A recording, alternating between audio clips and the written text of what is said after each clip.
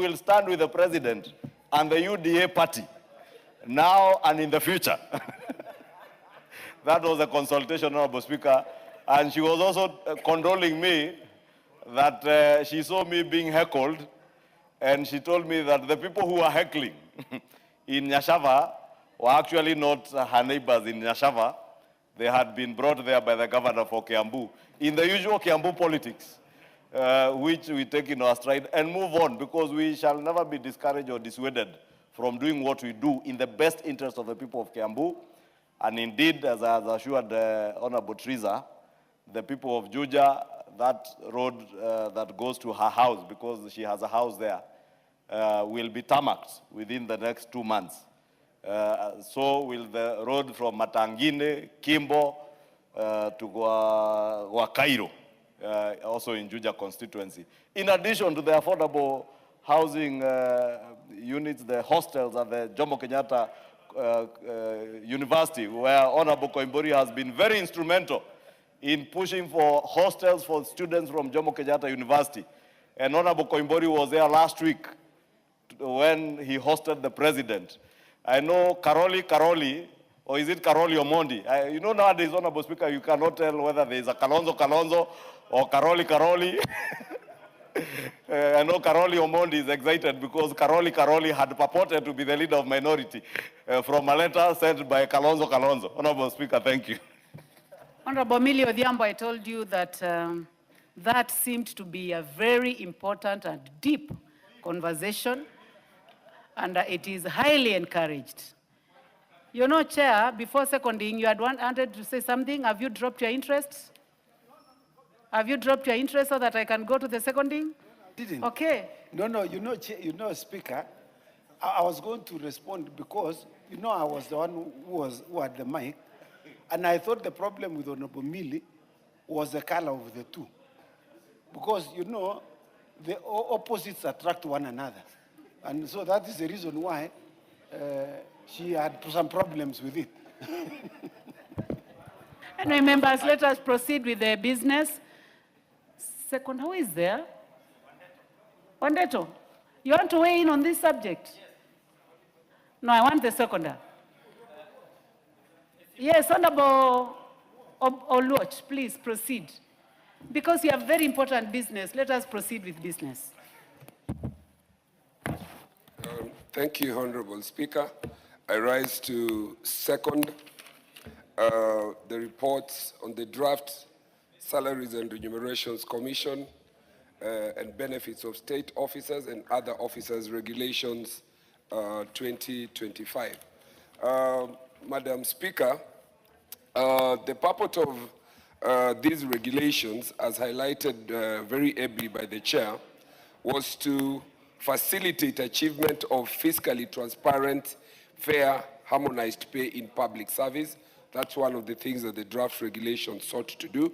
It also sought to do outlining of the principles for the Salaries and Remuneration Commissions in terms of the advisory input in collective bargaining agreements. It also sought to provide clear principles and criteria for determining remuneration and benefits, establishing the procedures for evaluation to ensure equity and transparency. Honorable Speaker, as per Article 234 of the Constitution, the SSC is mandated to set and regularly review remunerations of state officers. And these state officers are both national and county. Under the Statutory Instruments Act, it, however, imposes a mandatory requirement to comply with the provisions of Article 118 of the Constitution. This is mirrored under the similar provisions in the Act that is the Statutory Instruments Act. When these regulations were first tabled before the committee, they appeared to have been, and indeed were deemed to be in breach of the Statutory Instruments Act, as read together with Article 118, and therefore the committee recommended their annulment. This necessitated the SRC therefore to republish, and this House will note that there are two procedures through which statutory instruments come into law. The first is a negative procedure in which regulations come into force 7 days after publication unless they are annulled. The second procedure, however, and which is what is now applying in the instant case, is that specific acts, such as the salaries and remuneration one, require that any regulations that are brought under this particular act must first come to this House, so that the House applies its mind to itself and determine whether the prerequisites that have been set in terms of what meets the statutory instruments and the regulations have been complied with. And so the committee, having then looked at the republished regulations, applied its mind to the issues that had led to the nullification of the first instrument, approved or proposed that these draft regulations of the Salaries and Remuneration Act, benefits of state officers and other public officers 2025 be approved. Therefore, I have no hesitation, Madam Speaker, that in light of the compliance that these regulations now meet in terms of both the Constitution and the Statutory Instruments Act, this House do proceed to approve these regulations. Madam Speaker, in light of this, I urge that this House proceeds to approve, and I therefore second. Thank you, Madam Speaker. Thank you, Madam Speaker. Thank you very much. I now propose the question, which is that this House adopts the report of the Committee on Delegated Legislation on its consideration of the Draft Salaries and Remuneration Commission, Remuneration and Benefits of State and Other Public Officers, Regulations 2025, laid on the table of this House on Thursday, 12th March 2026, and pursuant to provisions of Section 26(2) of the Salaries and the Remuneration Act, Cap 412D, this House approves the Draft Salaries and Remuneration Commission, Remuneration and Benefits of State and Other Public Officers 2025 with amendments. Yes, you may proceed.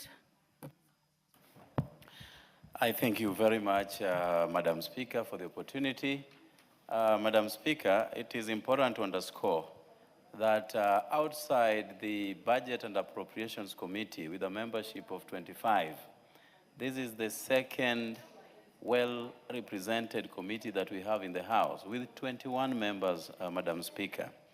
And this feeds into the complexities involved and the amount of work that goes into this particular committee, Madam Speaker. Madam Speaker, just under a week ago, the committee had to deal with more than 15 regulations at a go, and that informed a retreat that happened in Mombasa, Madam Speaker. And besides that, there are also very many pending regulations that need the participation of this House. And therefore, this is one of the most important committees in this House, chaired by my friend and brother, Honorable Chepkonga. Madam Speaker, what is before us, the motion on the draft regulations by Salaries and Remuneration Commission needs to be supported, Madam Speaker. Madam Speaker, you've been taken through the history, how it began, the inconsistencies that were involved, the typographical matters that arose, together with the inconsistencies with the laws that established Salaries and Remuneration Commission. And that therefore informed an annulment, Madam Speaker. Now, they had to reinvent the wheel and start the process all over again. This is one committee that will never allow any usurpation of legal processes that are involved into the drafting of regulations, Madam Speaker. And the annulment, therefore, had to be corrected in a way that, therefore, responds to the aspirations of our laws, Madam Speaker. Every regulation is anchored on the Statutory Instruments Act, and any that does not align with the tenets of this particular act definitely falls by the wayside. And therefore, what we now have before us responds to all the necessities of our laws, Madam Speaker. Madam Speaker, there has been a haphazard way of apportionment of either allowances or salaries cutting across our public service. Public officers and state officers, as enshrined in Article 260 of our Constitution, Madam Speaker, have had to undergo a lot of disparities, Madam Speaker. You have a parastatal, for instance, that sits at the very position of another, getting more allowances to the detriment of the other, Madam Speaker. And therefore, the regulations that are before us creates a level of uniformity and certainty when it comes to remuneration, Madam Speaker. Not just on allowances, but also on salaries, Madam Speaker, because at the end of the day, they serve the same government. The enactment, or rather the creation of our Constitution in the year 2010 was meant to address so many issues, Madam Speaker. One of which was the formation of Salaries and Remuneration Commission, because we understood before then that there were a lot of disparities cutting across the public service. This is one of independent institutions that have been granted real independence, that they have to then decide on this fundamental issue, Madam Speaker. And there are many cases, including the mismatch on Mwongozo guidelines, Madam Speaker, that have, in a way or another, ended up in court. And the courts have consistently referred to Salaries and Remuneration Commission as the only organ with powers to determine either salaries or allowances given to state officers or public officers, Madam Speaker. And therefore, the regulations here that is set before us is meant to not just correct the ills that may have permeated into the system, but also to put certainty going into the future. That somebody who is interested in joining public service does not necessarily have to live either in fear or at a level of uncertainty that they do not know how much they're going to earn, what allowances according to regions will be attracted. So this therefore settles these fundamental concerns once and for all. And therefore, I support and I thank you, Madam Speaker. Thank you very much.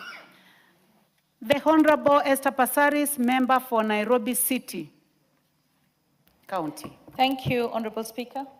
Madam Speaker, I rise to contribute to the consideration of the Draft Salaries and Remuneration Commission Regulations 2025. Madam Speaker, I acknowledge the importance of these regulations. A structured and transparent and accountable remuneration framework is essential in managing our public wage bill and in ensuring consistency across all government entities.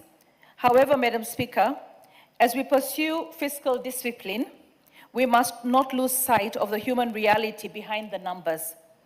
These regulations seek to introduce fixed and standardized salary structures across the public service.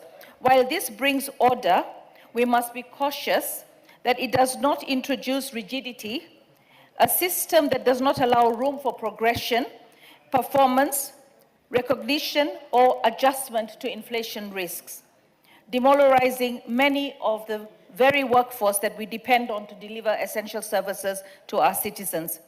Madam Speaker, the clarification that pensionable salary will be based on basic pay, excluding allowances, may streamline the system, but we must ask ourselves, does this strengthen or weaken the long-term financial security of the public servants?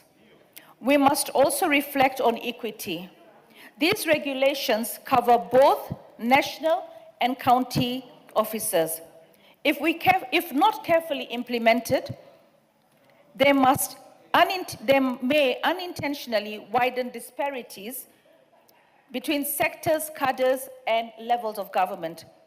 Madam Speaker, a remuneration framework must not only be fiscally sustainable, it must also be fair, competitive, and responsive to the cost of living. If we fail in this regard, we risk losing skilled professionals to the private sector, or even have a brain drain outside the country.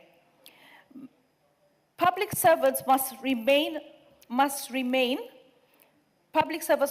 a place where talent is attracted, nurtured, and retained, not a place where people endure.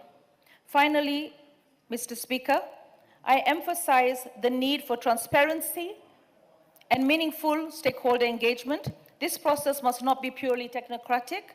It must listen to the voices of the workers in the counties and in the institutions on the ground. Mr. Speaker, as we deliberate on these regulations, let us ensure that we do not create a system that is financially neat on paper, but socially unjust in practice. A fair wage is not a cost. It is an investment in dignity, service, delivery, and national stability. I thank you, Honorable Speaker. I support.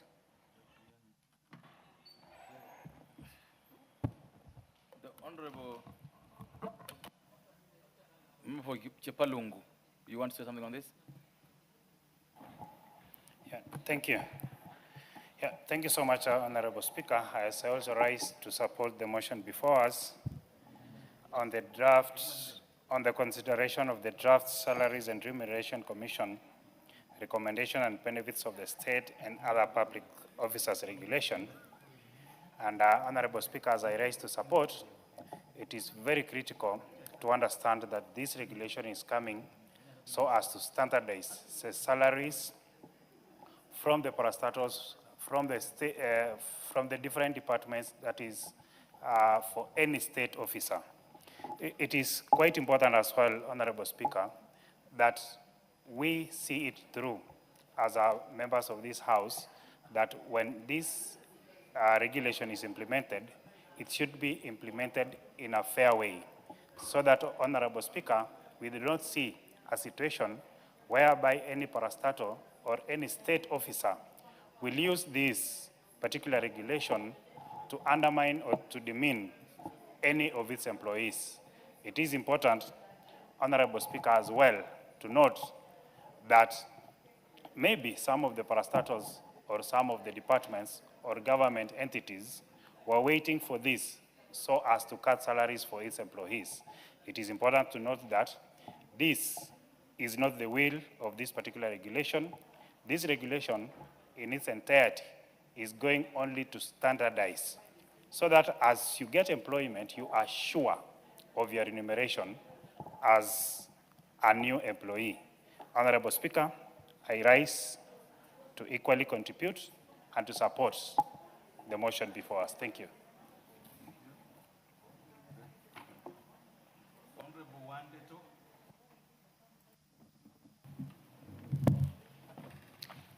Thank you, Mr. Speaker.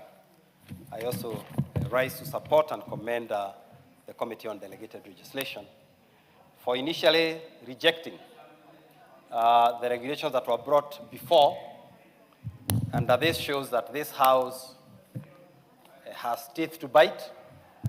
This shows that some thorough work happens in our committees. The fact that the SRC has now revised the regulations is a good thing, and I fully support the position of the committee. Mr. Speaker, remuneration is very, very important. And in this country, it is one of the things that we have contended with for a long time, especially with regards to the ballooning wage bill. Mr. Speaker, you are aware in this country the money we collect, whether it's by way of taxes, even borrowing, a huge percentage of it goes to just meeting the wage bill The other portion goes to meeting our debt, and very little is left for development. And as a country, unless we put in place mechanisms to check the ballooning wage bill, the wage bill threatens to sink the existence of this country. So a strengthened SRC with proper regulations will ensure that the wage bill is sustainable. We'll also ensure that we are paying what we call equal pay for equal work. Because sometimes we find some of the bottom of the pyramid workers are paid very little. And yet, they are the ones who are having to contend with all the challenges of the cost of living in the country. So ensuring that there is fairness across all the cadres of the pay grades is very, very important. But Mr. Speaker, something else I wish to note, and maybe it's something for this House to consider going forward, is that we also have multiplicity of agencies determining salaries, especially I know we have the Public Service, the Salaries and Remuneration Commission, and sometimes other commissions like the Judicial Service Commission, the Parliamentary Service Commission, the Teacher Service Commission, and the others, sometimes are not subject to the same sort of grading and pay scales, and this brings sometimes confusion in the public service. So as we go on, it is very important that maybe the whole issue of salaries is determined from a single source, so that across the board, in all the public service and parastatus, we are able to have a harmonized pay structure so that we can have also a motivated public service and a sustainable wage bill. So, Mr. Speaker, I rise to support. Thank you. The Honorable Ibrahim Sanei. Thank you, Mr. Speaker. The 2025 regulations, SRC regulation, goes to the core of public trust, fiscal discipline, and equity in our governance. Mr. Speaker, the Kenyan citizens are really weighed down by the high cost of living. Parliament must offer stewardship in ensuring fair and prudent use of these public resources, the taxes we collect.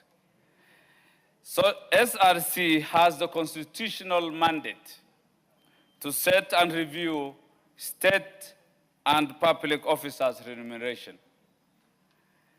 This regulation, therefore, Mr. Speaker, strengthens the same mandates of SRC and proposes to come up with a structure that is clear and an enforceable framework. Parliament should therefore ensure that that framework is legal, practical, and fair as much as is possible, Mr. Speaker. Mr. Speaker, on the wage bill, our wage bill has been very unsustainable, often crowding developmental expenditure, which is badly needed in this country. This regulation, Mr. Speaker, controls the recurrent expenditure without undermining service delivery, meaning there will be more funds for development at disposal if recurrent expenditure is maintained at the requisite levels, Mr. Speaker. We must therefore ask ourselves, do we really allocate money in a way that benefits the common man? If we are to do that, then this regulation goes in a big way to make sure that we take care of the interest of the Kenyan public. In regard to equity and fairness in remuneration, Mr. Speaker, there has been a lot of discrepancies, disparities for work, similar work done by people across agencies and institutions. This regulation targets to harmonize that so that salaries and benefits operate on the principle of equal pay for equal work, Mr. Speaker. Otherwise, it will appear discriminative that the same work done by different people are paid differentially. That is discrimination to some, in a very big way. Mr. Speaker, this is essential for morale of our public service. It is essential for cohesion and professionalism in the public sector if it is so done. Further, Mr. Speaker, allowances and hidden benefits have always been a problem to create disparities in remuneration and salaries. This has always circumvented salary controls, leading to inflated compensation packages. Mr. Speaker, these regulations rightfully propose that there are clear ways and caps on allowances. They will not be as haphazard as they were. This will enhance transparency and eliminate abuse of public funds in the long term, Mr. Speaker. On performance-based remuneration, Mr. Speaker, this is a welcome move that is being espoused in this regulation. There should be a tendency, or we must develop the practice of rewarding not only the holders of offices, but for delivering measurable results, Mr. Speaker. Quite often, we pay office holders without regard to outputs, the work they do. What do they do for citizens? Are they of impact to the society? That should be at the center of remuneration, not just titles and offices they hold, Mr. Speaker. This will ensure performance evaluation. This will ensure public officers are rewarded not only for holding office, but for delivering measurable results. Ensuring performance evaluation systems and objective, transparent, and free from manipulation. It will be about professionalism, competence, and work output, Mr. Speaker. Mr. Speaker, we need to protect the talent of the human capital pool of this country and motivate them. This regulation really delves into that aspect. While physical discipline is a critical thing in this country, we must avoid a system that demotivates and drives away skilled workers in this country. Competitive and fair compensation is necessary to attract and retain talent in public service and service delivery consequently. A balance must be struck, Mr. Speaker, between the cost control and workforce motivation if we are to have a good working force for this nation. The implementation on challenges of transition is a key concern, Mr. Speaker. Some people will be affected if these regulations will be implemented. Some salaries or some remunerations may be brought downward, so there will be issues with the transition, especially where benefits are reduced. Institutions need clear guidelines and capacity support to implement the challenges, such challenges as they occur effectively, Mr. Speaker. A phased-out implementation strategy will come in handy, Mr. Speaker. Public participation and transparency is something of importance, Mr. Speaker, to this regulation. This is a very important, significant regulation that attempts to handle remuneration and salaries holistically in this country. And to that extent, public participation and how that shall be done transparently should be given what it deserves. Regulations affecting all taxpayers and public servants needs a robust public participation, Mr. Speaker.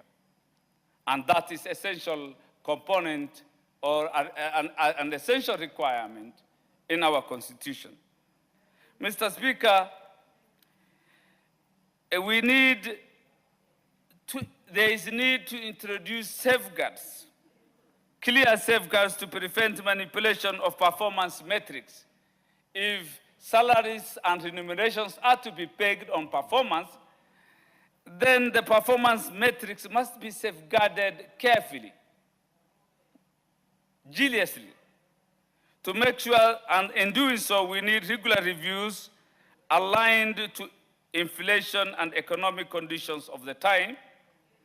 And we also need to come up with oversight mechanisms for compliance, real compliance, Mr. Speaker. And finally, we need political and moral responsibility if these regulations are to see the light of the day. We must rise as Parliament above petty personal interests and stand for the Kenyan workforce, the engines that drive our economy, our workers. We need to motivate them, come up with laws that serve their interests, and give responsible guidelines, Mr. Speaker. The public are watching. It is time to support our working class. With those few remarks, I support. The Honorable David Kiplagat of Soy. Being there are no further interest on this, could you request the mover to reply?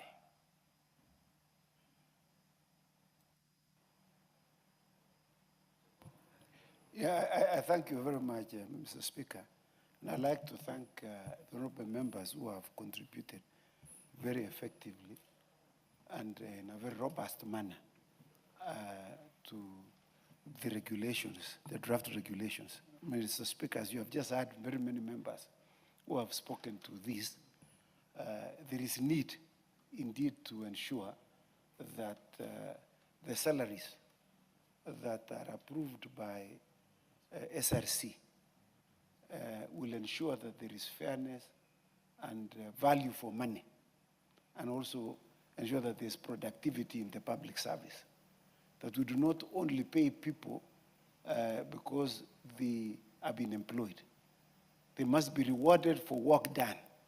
And we hope that SRC will ensure that those institutions, and in particular, like for instance, Parliament, Mr. Speaker, you know, members are here all the way like yesterday up to 9:10 p.m.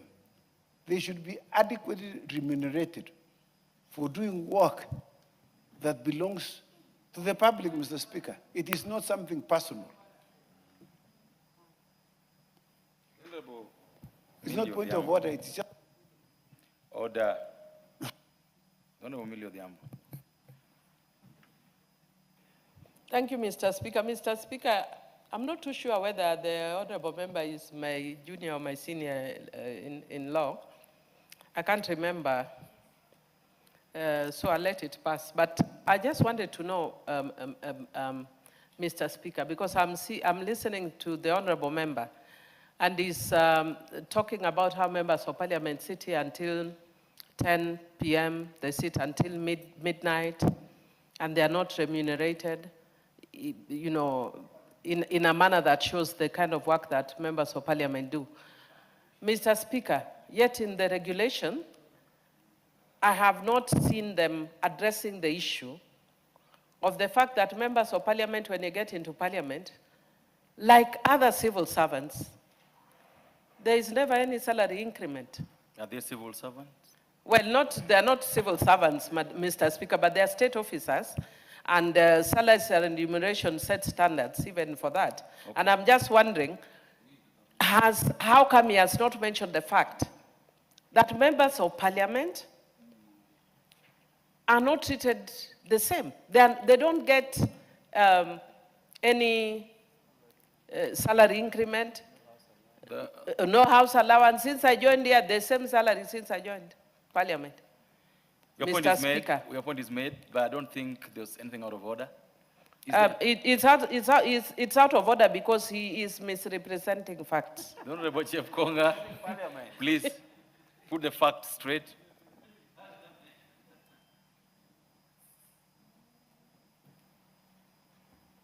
Thank you, Honorable Speaker. You know, I have a lot of respect for the Honorable Emilio Diambo, being my junior, of course.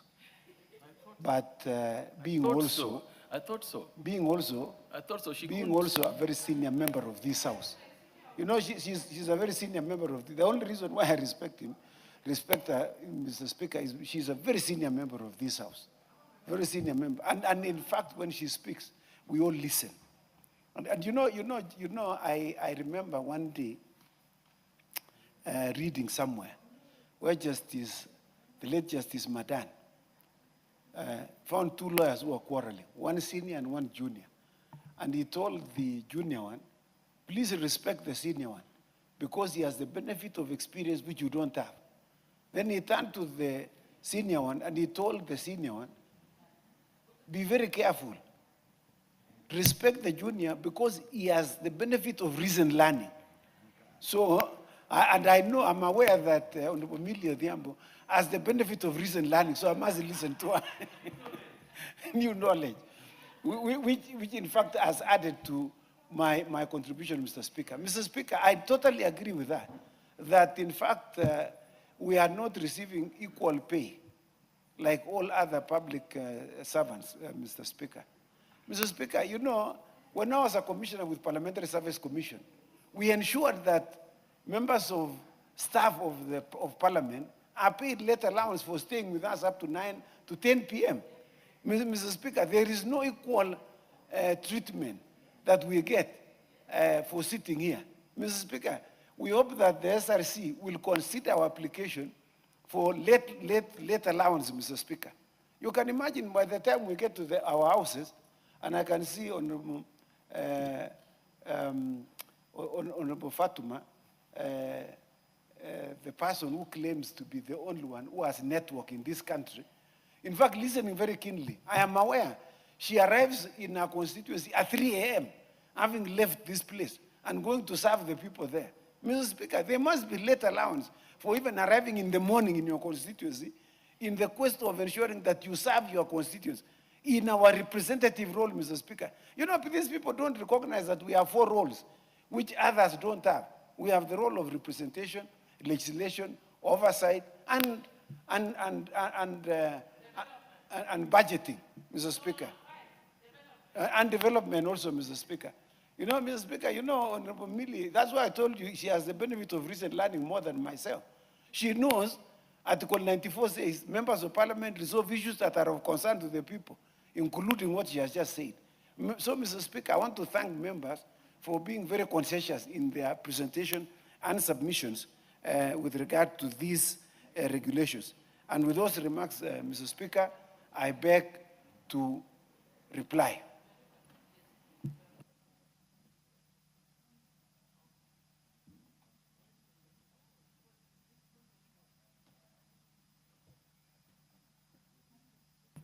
Mr. Speaker, I want to thank you and request that this matter be concluded tomorrow. I thank you very much.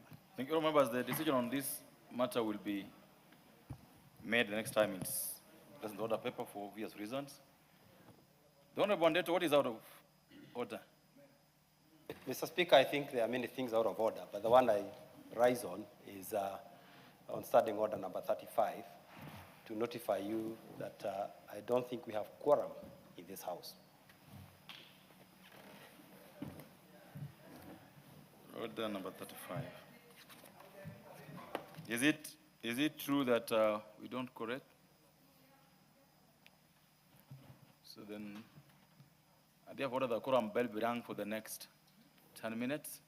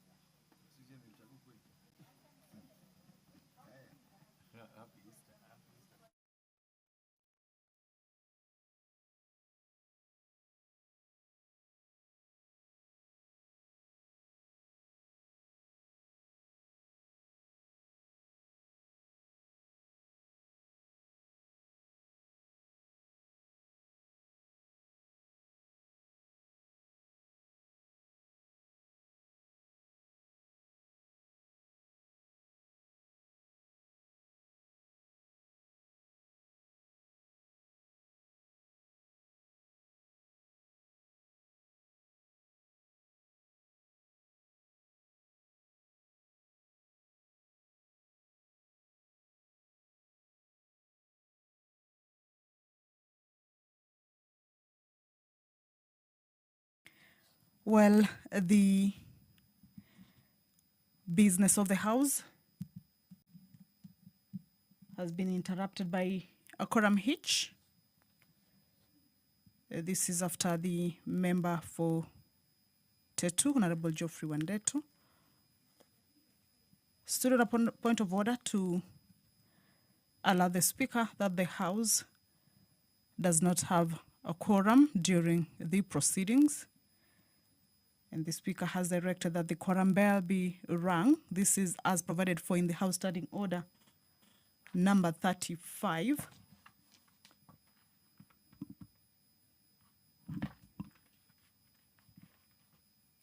So that is a bell to inform members or even alert members of the National Assembly that the quorum of the House during its proceedings is not present, and that their presence inside the chamber is highly required for them to be able to come back into the House and enable the House continue with the business that was already underway. Earlier on, the House was considering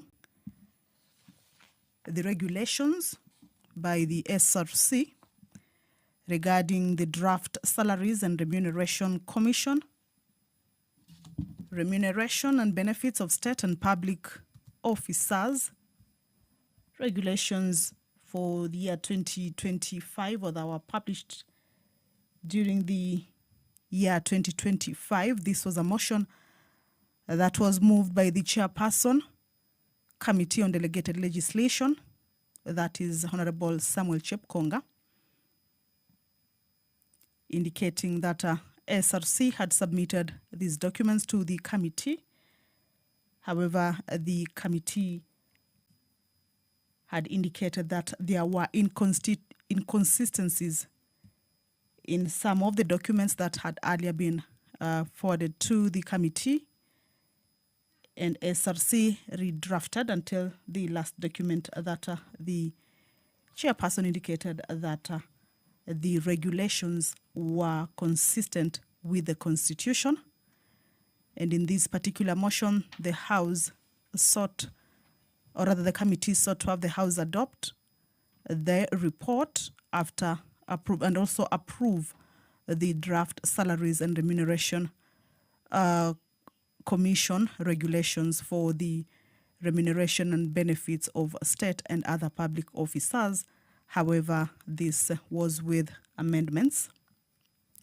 These are regulations that, according to the committee, seek to remove subjectivity regarding the salaries, which they indicated that have always been the problem in terms of salary negotiations, as well as in the agreements that are in the collective bargaining by different state agencies, and also to be able to facilitate achievement of fiscal and also be able to harmonize payment for civil servants. So a debate on this particular motion was on, and the mover of the motion, Honorable Samuel Chepkonga, had been called upon to reply. He had replied, however, the putting of the question was postponed, and that is when that quorum hitch was noticed, and the Speaker directed that the quorum bell be rung at the entrance of the National Assembly. We have just seen that more members are making their way into the House to be able to enable the House attain that much needed quorum during the proceedings of the House. This is as provided for in the House Standing Order number 35, that there has to be a quorum also during the proceedings of the House. So that is a bell that is on, and we are waiting for the members of the National Assembly to be able to get to the House and continue with the business. Earlier on, also, we saw the House consider the Supplementary Appropriation Bill, National Assembly Bill number 16 of 2026, a bill that went through the second reading. However, the contents of that bill originate, or most of it stem from the Supplementary Estimates 1 that the House considered during the Wednesday afternoon, or even afternoon sitting during the evening hours. And the House went all the way to 9:10, debating or considering those supplementary estimates.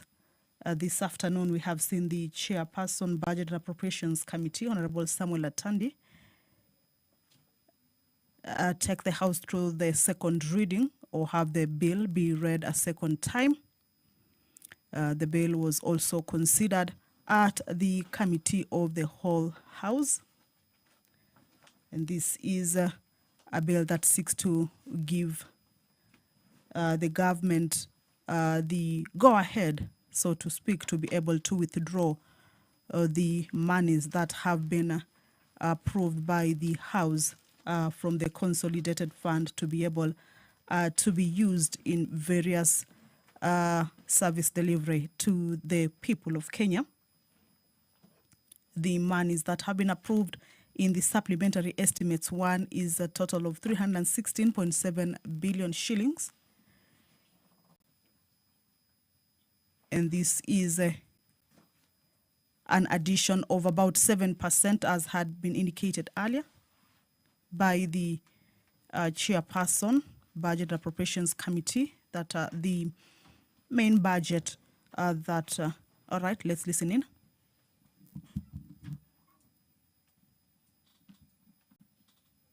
Rang the bell for the last 10 minutes and we failed to achieve quorum. At the time, we ordered the bell to be stopped. I don't remember the time now being 5:02 p.m. This House stands adjourned until Tuesday, 7th of April 2026 at 2:30 p.m. Enjoy your Easter.